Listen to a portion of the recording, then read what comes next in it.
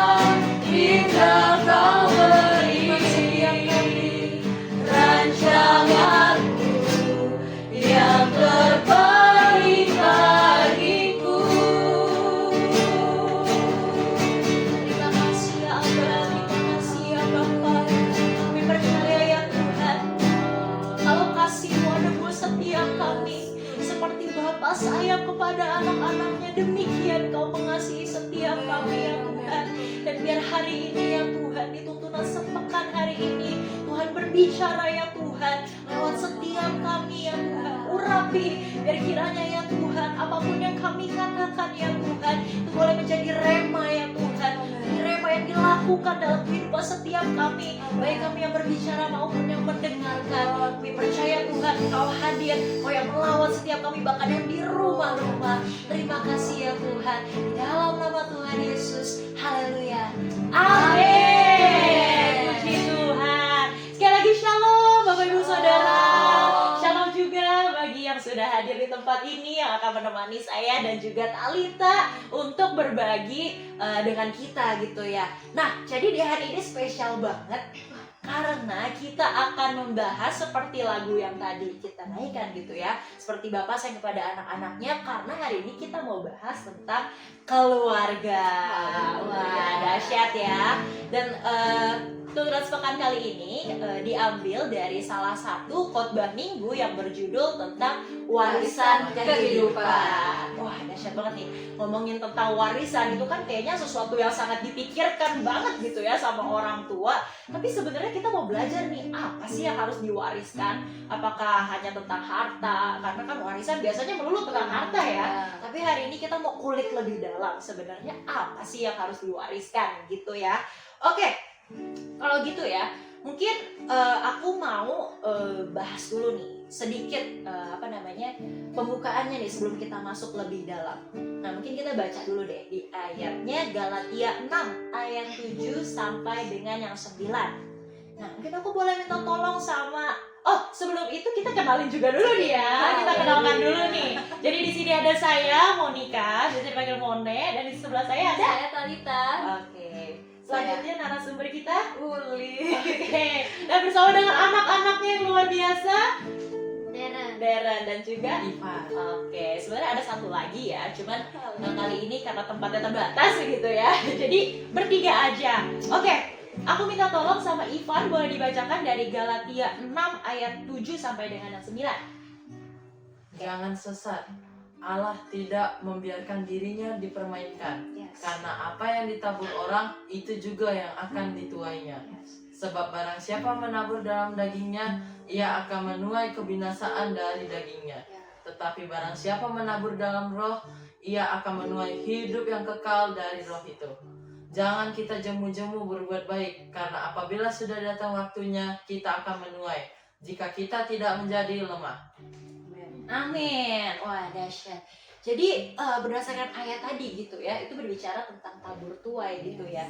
Dan tahukah Bapak Ibu Saudara gitu, bahwa sadar atau tidak sadar bahwa ternyata itu sebenarnya diri kita itu adalah bentukan dari sekian panjang proses masa lalu yang udah kita lewatin gitu ya. Sadar gak sadar, suka gak suka, adalah sebuah fakta bahwa konsep diri kita, karakter kita itu sebenarnya adalah bentukan dari masa lalu semenjak kita lahir.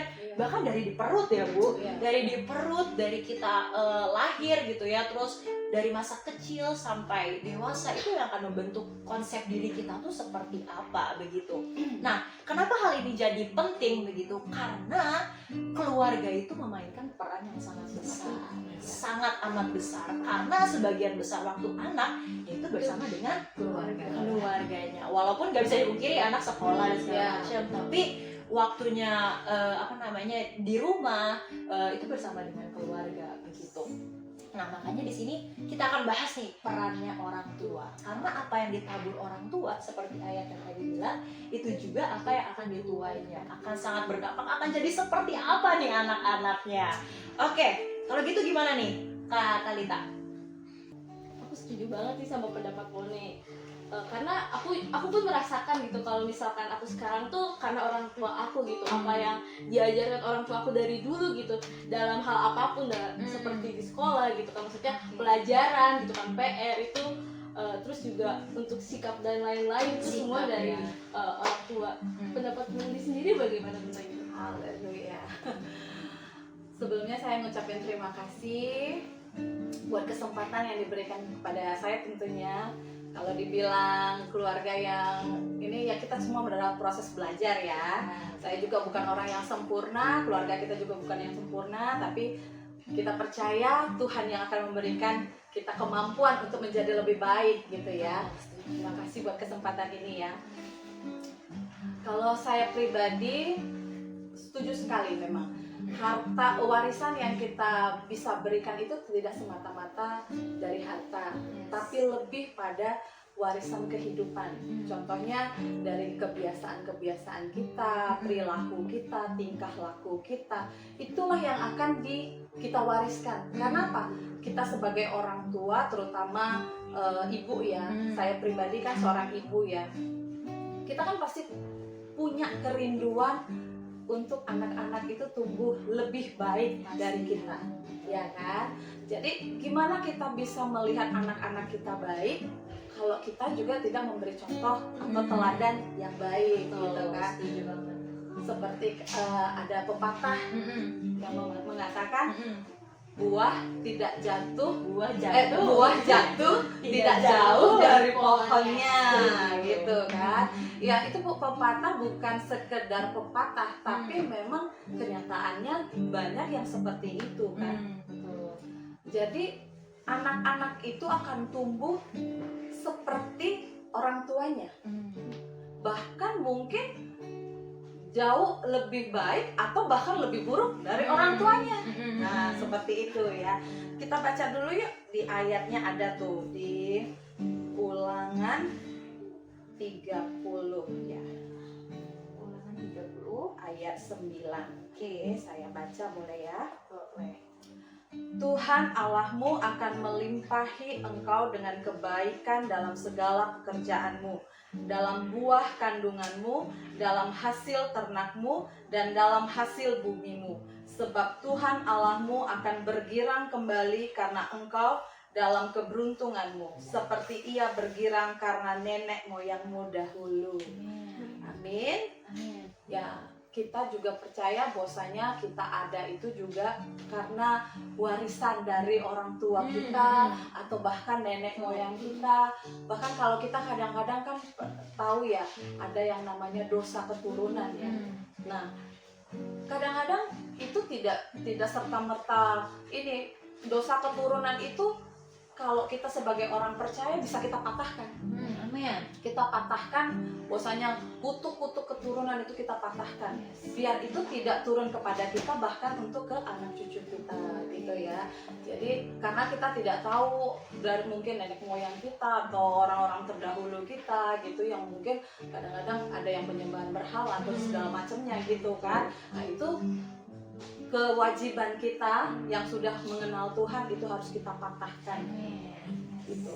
Betul. Karena kutuk keturunan itu berbahaya juga ya buat kehidupan anak-anak. Jadi kita yang sudah di dalam Tuhan, kita patahkan, hancurkan itu karena ada kuasa di dalam nama Tuhan Yesus. Amin. Nah, aku juga tertarik banget nih sama ceritanya Bu Uli tadi yang sudah menjelaskan bahwa betul banget nih, ternyata kita itu bentukan dari keluarga dan orang tua kita. Nah, sekarang aku mau tanya, tapi belum ke anak-anak dulu ya. Aku mau tanya dari Bu Uli dulu, karena Bu Uli ini kan selain sebagai ibu, pastinya dulu juga pernah menjadi anak, begitu ya. Nah, apa sih mungkin yang diwariskan sama ayah dan ibunda dari Ibu Uli begitu, sehingga Bu Uli bisa menjadi seorang seperti sekarang, bisa menjadi pendoa, bisa melayani Tuhan, kemudian bahkan membesarkan anak-anaknya kemudian begitu. Ya, puji Tuhan ya. Saya memang lahir dari keluarga sebenarnya kalau dibilang cinta Tuhan itu ya jauh dari kata itu sebenarnya ya. Tapi saya yakin dan percaya setiap orang tua pasti menginginkan yang terbaik buat anak-anaknya gitu kan. Orang tua saya tuh bukan dari dari gereja karismatik pada dasarnya gitu kan. Jadi mereka bahkan dulunya ya memang sering bilang kalian ke gereja, tapi dia tidak ke gereja gitu kan.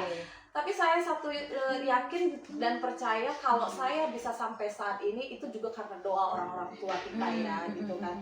Kadang-kadang orang tua mungkin di dalam hati kecilnya pasti semuanya menginginkan yang terbaik buat anaknya. Dan satu kali saya itu dengan caranya Tuhan di sekolah saya masuk dalam satu persekutuan doa gitu kan. saya mengenal Tuhan, pribadinya Tuhan, dan saya itu lahir baru pada waktu saya SMA, waktu sekolah ya gitu.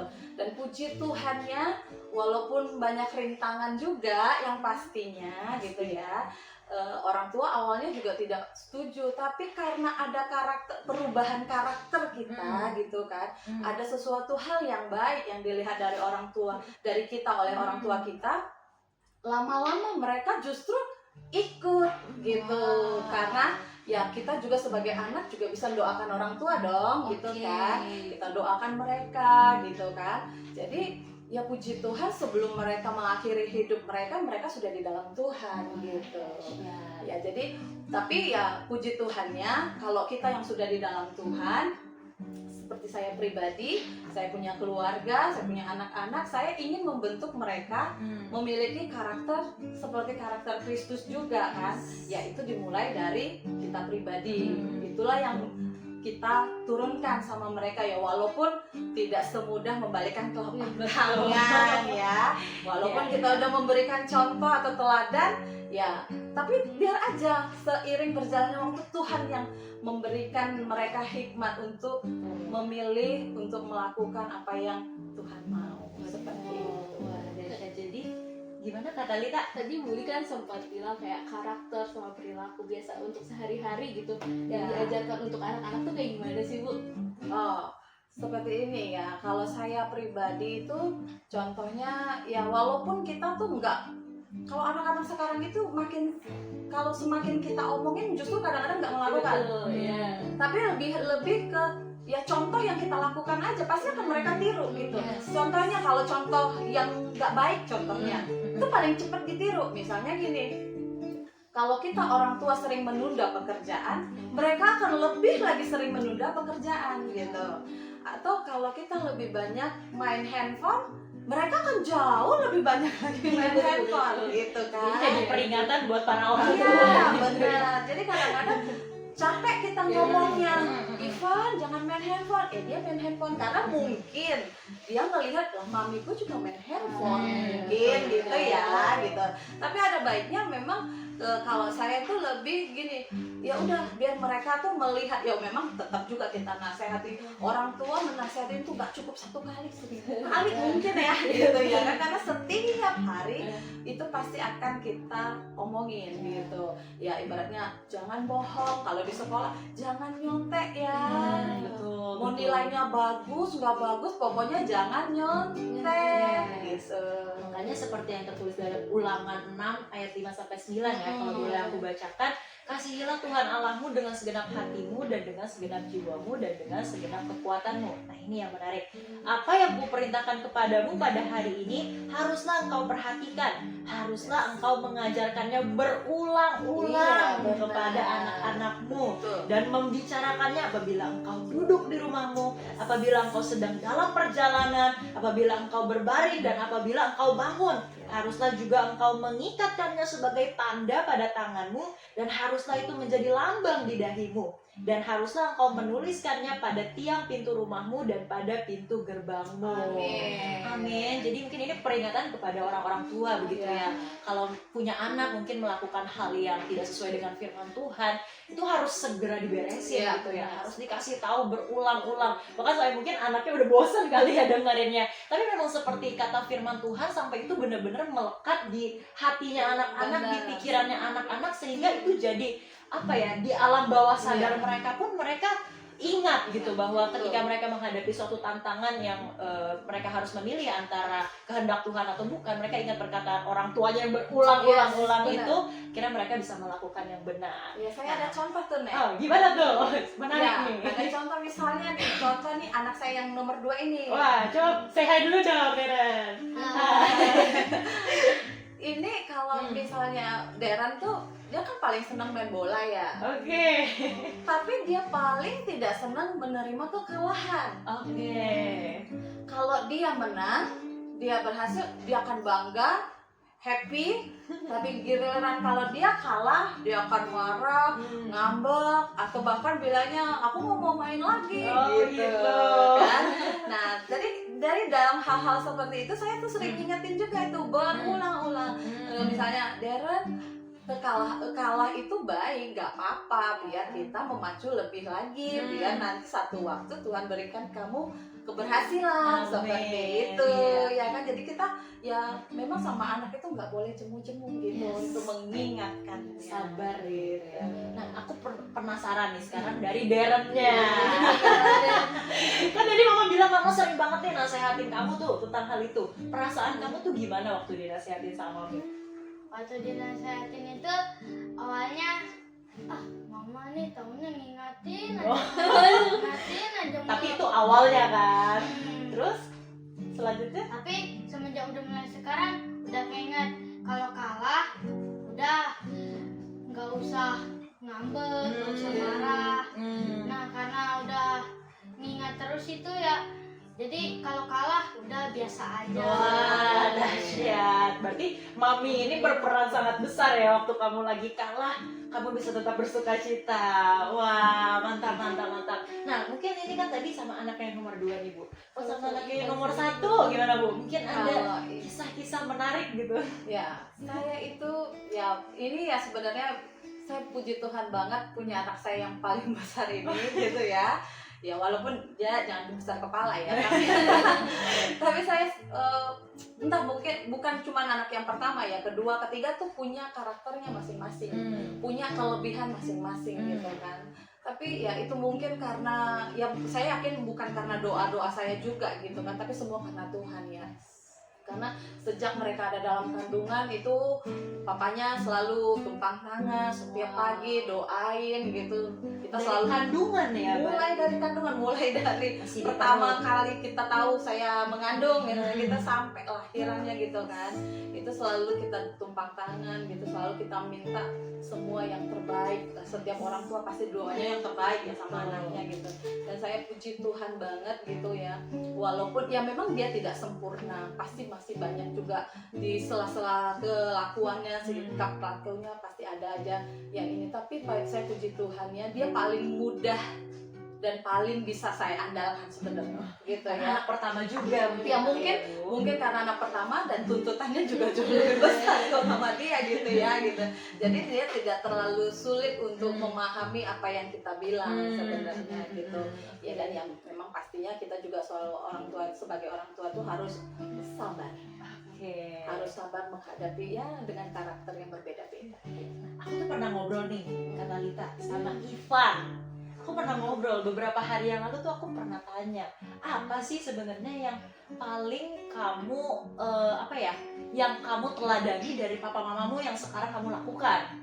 Nah, Ivan ini ada jawab satu hal yang menurut aku luar biasa nih, Bu. Coba deh Ivan disampaikan. Katanya papa mamaku tuh sering begini, jadi aku ikutan begini. Apa tuh, Ivan? Papi mami saya kan setiap pagi itu selalu kalau habis bangun tidur itu pasti selalu berdoa pagi, selalu memuji Tuhan pagi setelah bangun pagi. Ya walaupun memang saya juga agak jarang juga kan bangun pagi habis itu doa, tapi saya berusaha untuk mengikuti jejak orang tua saya. Saya berusaha untuk bangun pagi itu harus berdoa. Saya nggak mau kalau misalnya papi mami saya bisa masuk surga, saya enggak. Saya itu pengen berusaha mengikuti karakter yang baik dari papi sama mami. Walaupun memang ada beberapa karakter mami papi itu yang menurut saya agak saya kurang suka gitu. Karena semua orang nggak sempurna ya. Semua orang kan nggak sempurna. Semua orang punya kekurangannya masing-masing. Ya itu aja sih. Tapi Ivan ini sebagai anak bisa melihat papi dan maminya itu sebagai teladan ya. Wah, dahsyat banget. Oke, aku juga punya cerita nih, Bu Li, sama anaknya yang nomor 3. Haleluya, iya. Aku pengen bahas tentang anak itu sebenarnya adalah peniru yang sangat ulung. Jadi anak itu bener-bener peniru yang bukan apa yang didengarnya aja, tapi yang lebih masuk ke anak-anak tuh apa ya dilihat. Bener banget. Aku ada sedikit cerita gitu. Aku kan kalau WL itu kan suka kayak gini gitu ya. Nah, ini bahkan cuman anaknya yang nomor 3, Theo, yang sekolah minggu paling ketemu sama kakaknya tuh cuman seminggu 2 jam gitu kan. Aku bisa ngelihat Theo, dia padahal cuma singer, tapi tangannya begini, paham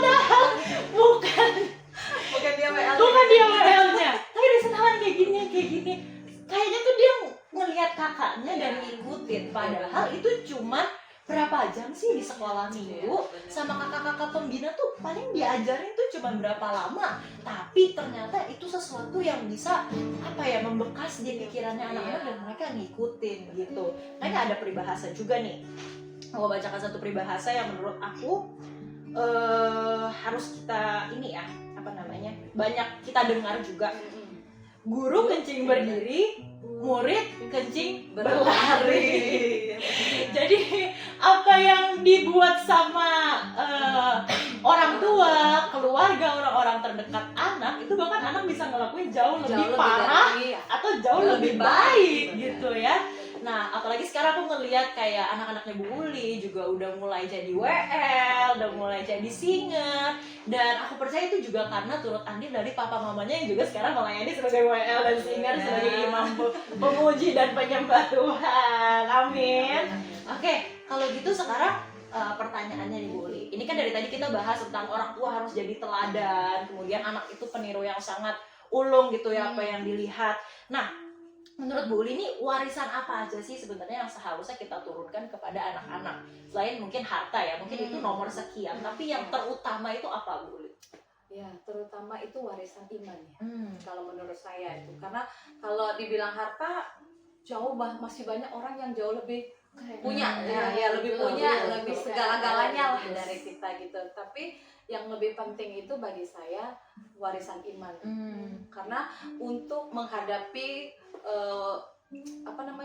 kehidupan di kedepannya ini, mereka mungkin ya oke, kalau pas masih kita ada mendampingi mereka, tapi pada saat nanti kita sudah tidak bisa lagi, mungkin kita sudah tidak bisa mendampingi mereka, satu-satunya yang bisa kita wariskan itu adalah iman gitu. Setidaknya mereka punya pegangan ya, untuk mereka kuat menghadapi badai apapun yang nanti akan mereka hadapi di kemudian hari gitu kan.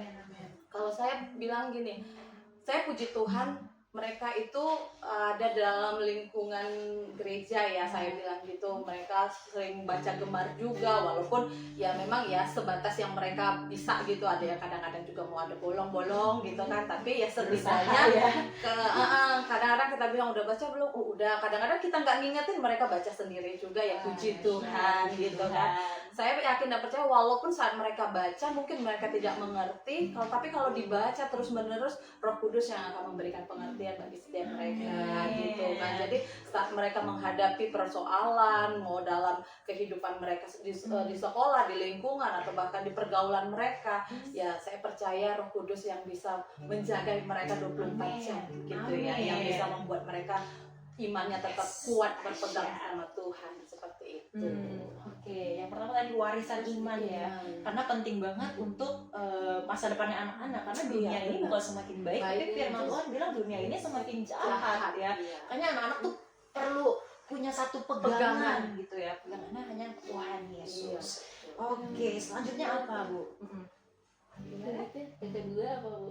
Oh, yang kedua, selain iman itu ya mungkin karakter ya, saya ya gini kan. Jadi contohnya saya itu mewariskan misalnya gini, kita bilang gini, untuk mereka itu bersikap baik sama siapa saja gitu, menjaga pergaulannya kepada siapa saja gitu kan. Terutama misalnya ya sebenarnya hal-hal yang sederhana gitu kan, misalnya jangan berbohong, ya kita harus tidak berbohong dulu gitu. Makanya mereka bisa meniru untuk tidak berbohong, contoh gitu kan. Atau mungkin gini, hari-hari kita bangun pagi yang seperti kata Ivan gitu ya, bangun pagi kita berdoa, mereka juga berdoa gitu kan. Saya selalu bilang sama anak-anak gitu kan, papi mami mungkin tidak selamanya ada bersama mereka satu hari kelak gitu kan, tapi ada Tuhan yang akan selalu menjaga mereka. Saya kadang-kadang kalau ingat itu saya akan nangis. Saya selalu sebagai orang tua tuh kita selalu mendoakan yang terbaik buat anak-anak gitu. Kalau melihat kehidupan anak-anak muda yang tidak kenal Tuhan, yang jauh dari Tuhan, itu kehidupannya ya narkoba, seks bebas, atau mungkin video porno atau segala macamnya gitu kan. Kadang-kadang ada rasa ketakutan dalam hati orang tua. Setiap orang tua pasti ada itu gitu kan. Tapi saya balik lagi, saya kadang-kadang, Tuhan, aku tidak mampu menjagai mereka 24 jam. Tapi aku cuma bisa berdoa gitu. Saya berdoa Roh Kudus yang jagain mereka 24 jam gitu. Makanya kita sebagai orang tua jangan henti-hentinya berdoa untuk anak-anak gitu. Saya akan berdoa sama mereka, bahkan kadang-kadang mereka itu saya sebutin satu persatu, kadang-kadang saya tumpangi tangan, bapaknya juga tumpangi tangan gitu, karena cuma itu yang bisa kita beri gitu. Kita tidak bisa memberikan yang mungkin yang lebih gitu, tapi saya yakin kalau Tuhan itu bisa memberikan apa yang mereka butuhkan dalam kehidupan mereka, seperti itu. Amin. Terus tadi aku sempat notice juga yang Ivan bilang, maksudnya yang ibu bilang kalau misalkan Ivan tuh kalau dibilangin untuk berhenti main game masih susah gitu. Tindakan apa sih yang biasa ibu lakukan gitu kalau misalkan benar-benar belum bisa dibilangin gitu? Oke, Yang efektif iya, gitu iya, ya. betul. Memang ya, seorang ibu itu gimana ya? Mungkin kalau saya dengan papanya itu kadang-kadang ya papanya mungkin kadang bisa disiplinnya memang jauh lebih tinggi ya. Kalau Pak lebih Bangun itu tegas sih, ya, iya. tegas. Karena memang mungkin dia juga dididikan dari karakter dari keluarganya dia tuh disiplin gitu kan. Ketika anaknya tidak begitu mengikuti kedisiplinan dia, mungkin dia akan apa gitu ya kan ngomongnya gitu, menasehatin gitu kan. Nah, tapi kalau ibu itu ya mungkin karena naluri seorang ibu ya. Ya. Saya tuh kadang-kadang memang lebih tarik ulur, ada istilah tarik ulur. Saya bilang, "Pan, udah ya," gitu. "Bang, udah," gitu. Ntar datang papil, saya bilang gitu kan. Walaupun tapi kadang ada satu waktu, "Bang, handphonenya mari." Kalau kita ada saatnya memang harus kita tegesin, tapi ada saatnya ya udah kasih kelonggaran sedikit gitu. Saya orang seperti itu gitu. Nggak bisa, anak-anak itu ya kadang-kadang makin dikerasin makin ini gitu. Makanya jadi ya memang ya mungkin karena naluri seorang ibu juga kali ya. Ya, jadi memang harus seimbang mungkin ya dalam suatu keluarga itu antara disiplin, ketegasan dan juga kasih dan kemurahan buat anak-anak gitu ya. Karena orang tua yang otoriter juga pasti bisa menyakiti hati anak. Tapi Iya. orang tua yang terlalu memanjakan anaknya pun bisa juga. membuat makanya firman Tuhan pun bilang kalau memang harus dipukul dengan rotan ya pukul gitu. Tapi sudah waktunya anak-anak berubah, kasihi mereka lagi. Betul. Jangan sampai menyakiti hati anak-anak. Walaupun aku juga seorang anak gitu. Ya kalau misalnya kita kadang-kadang itu ya, saya sama Pak Bangun itu gitu, ada kalanya misalnya kita benar-benar marah sama mereka kalau misalnya mereka tidak mendengarkan apa yang kita bilang gitu kan. Tapi saat sesudah marah itu pasti kita mau minta maaf sama mereka gitu. Perlu kerendahan hati dari gitu. orang tua. Misalnya ya. kadang-kadang kelewatan, misalnya kita pukul nih misalnya pantatnya atau misalnya maaf ya gitu, kita bilang kita pukul gitu kan, tapi habis itu kita merasa sih, oh ya Tuhan ampun ya, mungkin aku kelewatan gitu, pasti aku akan minta maaf, Darren maafin Mami ya, kadang-kadang Pak Bangun juga kita maafin Papi ya gitu. Terus tadi kan Bu Edi sempat bilang juga kayak dari pergaulan luar gitu kan, gimana sih tindakan ibu juga kayak ngedidik anak-anak tuh biar kayak nggak bergaul di luar gitu. Iya, Kena pergaulan yang buruk Karena kan gitu ya. sekarang tuh anak-anak banyak banget ya dari yang kecil-kecil banget ya Bu ya, udah terpengaruh gitu. Ya, saya itu gimana ya, mungkin karena satu lingkungan juga ya, lingkungan kita karena kita tinggal di mes, mereka itu tidak punya teman yang ini mereka di lingkungan kita, jadi ya mereka tuh ya kadang-kadang main mereka bertiga, paling mereka tuh bermain itu di lingkungan sekolah ataupun di gereja gitu. Makanya kadang-kadang kita itu misalnya gini, ada contoh kita lihat, nah nanti kan kita kasih tahu, Bang, ini Bang, ini seperti ini, kamu jangan seperti ini ya. Misalnya kita ada lihat karakter yang seperti ini, kita kadang-kadang berusaha, memang kadang-kadang susah mudah ya mengajari gitu. Kadang-kadang memperlihatkan sesuatu yang misalnya ada saling berantem atau misalnya yang tawuran atau apa gitu kan, kadang-kadang kita kasih lihat, wih serem banget ya Mami, dia nggak boleh kok gini-gini. Ya makanya nggak boleh seperti itu ya.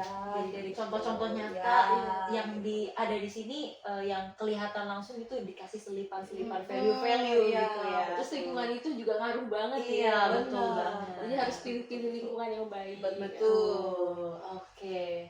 Mungkin kalau aku boleh simpulkan gitu ya, dari tadi kita ngomongin tentang warisan kehidupan yang paling penting untuk diberikan orang tua kepada anak-anak, yang pertama adalah warisan iman ya.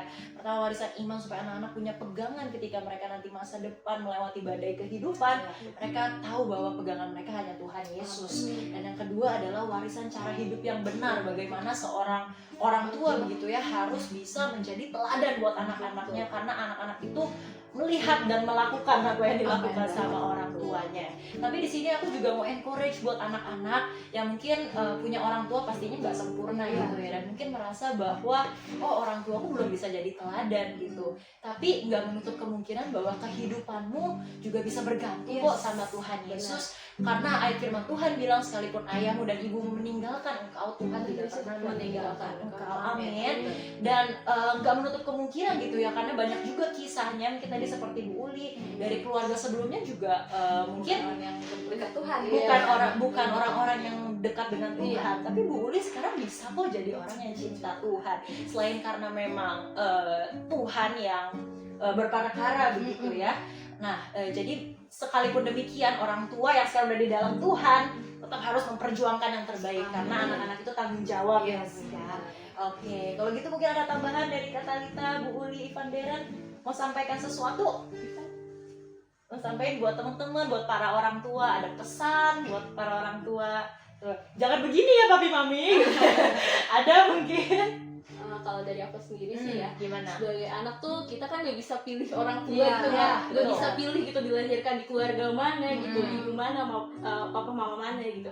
Jadi kita harus bersyukur sih, maksudnya yang Muli tadi bilang juga kayak perilaku yang baik boleh dicontoh, tapi yang enggak jangan dicontoh gitu.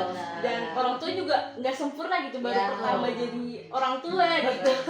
Jadi kita tuh sebagai anak tuh sama-sama belajar sih menurut aku, karena ya kalau nggak sama-sama belajar nanti jadi kayak gimana maksudnya saling menyalahkan. Iya, saling menyalahkan. Karena sekarang tuh banyak banget anak-anak yang seperti itu. Jadi kayak sekarang tuh benar-benar harus ya menghormati orang tua gitu kan. Bagaimanapun orang tuanya. Iya, bagaimanapun orang tuanya gitu kan. Jangan kayak menyalahkan gitu sih kalau aku. Wah, dahsyat. Dari Bu Uli mungkin ada pesan-pesan terakhir Ya. sebelum ini selesai. Ya, pesan saya sebenarnya ya bukan cuman ke semua orang tua ya, tapi ke saya juga gitu kan. Ya, belajar untuk lebih lagi gitu, karena kemampuan kita mungkin kita tidak bisa, tapi semua serahkan sama Tuhan. Andalkan Tuhan dalam setiap keluargamu, andalkan Tuhan saat kau mendidik anakmu, andalkan Tuhan dalam segala hal, baik itu kerinduanmu juga kita andalkan semuanya sama Tuhan. Terus aku mau nanya, maksudnya sebagai orang tua nih ibu pengen kayak anak-anak tuh kayak gimana gitu? Kalau keinginan saya pasti saya kepinginnya ya anak-anak itu baik, ya pintar, ya segala-galanya yang pastinya. Gitu. Yang paling pasti tuh takut akan Tuhan. Ya, takut akan Tuhan itu udah pasti. Takut akan Tuhan. Amin. Dari Ivan, Ari Deren, ada menyampaikan pesan sesuatu buat teman-teman, mungkin buat papi mami Ya, di sebagai luar anak sana. bagaimana? Pokoknya ya kalau kita sebagai anak itu ya kita harus selalu mendengarkan kata-kata orang tua juga. Oke. Kita juga harus sering berdoa kepada Tuhan, minta pengertian dari Tuhan. Apa yang harus kita lakukan Sebagai anak. sebagai anak? Walaupun memang orang tua kita bukan yang sempurna, bukan yang bisa memberikan teladan yang mungkin kurang baik, tapi kita harus tetap berusaha menjadi yang terbaik. Amin. Dari Deren ada? Oke, kalau gitu biar kita tutup tuntunan sepekan hari ini, kita mau sama-sama nyanyikan satu pujian, dan biar ini jadi doa setiap kita buat keluarga-keluarga yang ada, bahkan buat calon-calon orang tua. Kita keluh sama-sama, keluh bersama dengan keluarga kita melayani Tuhan. Haleluya. Bersama keluargaku melayani Tuhan, bersatu selamanya mengasihi Engkau. Tiada yang dapat melebihi kasih-Mu ya Tuhan. Bagi kami Engkau segalanya. Bersama